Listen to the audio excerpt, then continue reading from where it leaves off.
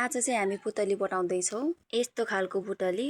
यो पुतली किन र के को लागि के गर्ने भनेर हजुरहरू एकैछिनमा जान्नुहुनेछ। त्यसको लागि हजुरहरू अन्तिमसम्म जोडिनु होला। म चाहिँ गएँ पल्तिर भान्जीको घर।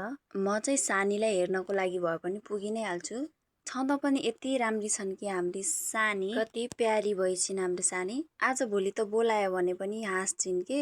बच्चा राम्रो लाग्ने भनेको यति बेला हो, हँसाउँदाखेरि हाँस्ने, बोल्दाखेरि बोल्ने गर्दाखेरि। म चाहिँ दिनमा एकचोटि भयो नि बच्चा खेलाउन लागि चाहिँ आइहाल्छु के। मलाई यति साना साना बच्चा एकदमै मन पर्छ। फेरि ठुलो भइसकेपछि चकचक गरेपछि चाहिँ पट्काने पनि बेसरी पट्काउँछु म चाहिँ सानीलाई समातेर खेलाएर सबै थाकिसकेपछि बल्ल सानीलाई छोडेर भान्जीले कागजको पुतली बनाउन लाग्नु भएको थियो के। पुतली बनाउनको लागि एउटा पेन अनि कागज अनि कैची चाहिन्छ। यस्तो खालको पुतली चाहिँ आफ्नो कोठामा चप्कायो भने एकदमै राम्रो देखिन्छ।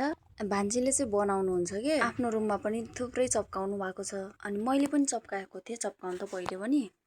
तै पनि आज भान्जीसँग सिकु भनेर म चाहिँ आएको थिएँ। खासमा आएको त म सानीलाई खेलाउन हो, त्यहाँ पुतली बनाएको देखेर चाहिँ म पुतली बनाउनतिर लागेँ। म चाहिँ कस्तो हुन्छ भनेर ट्राई गर्दैछु। मैले चाहिँ बनाउँछु भनेको थिएँ नि त, त्यही भएर भान्जी चाहिँ एकदम ध्यान दिएर हेर्दै हुनुहुन्थ्यो। मेरो भन्दा पनि बढी ध्यान चाहिँ भान्जीको छ होला के। यहाँ मैले पुतली बनाउनु भान्जीको ध्यान बढी छ। यसरी बनाउनु भनेर पनि सिकाउँदै हुनुहुन्थ्यो। पेनले कोर्दाखेरि मैले हल्का बिगारेँ नि, त्यही भएर भान्जीले यस्तो बनायो। यो चाहिँ मेरो पहिलो पुतली है, कस्तो हुन्छ त हेरौँ। यसलाई मैले बिस्तारै काटेँ। यताउति काटिन्छ कि भनेर एकदम ध्यान दिएर के। त्यसपछि मैले काटे पनि सकेँ। लास्टमा त मेरो पुतली कति नराम्रो भएको के, देखाउन पनि लाजको मर्नु। यो चाहिँ मैले दोस्रो जति बनाएँ, बिग्रिँदै थियो बनाउँदै थिएँ। त्यसपछि यो पुतली तयार भइसकेको छ। हजुरहरूलाई कस्तो लाग्यो? मलाई त एकदम मन पर्छ यो पुतली। राम्रो राम्रो रुम भएको मान्छे हजुरहरू आफ्नो रुम सजाउन चाहनुहुन्छ भने यस्तै बनाएर सजाउन सक्नुहुनेछ।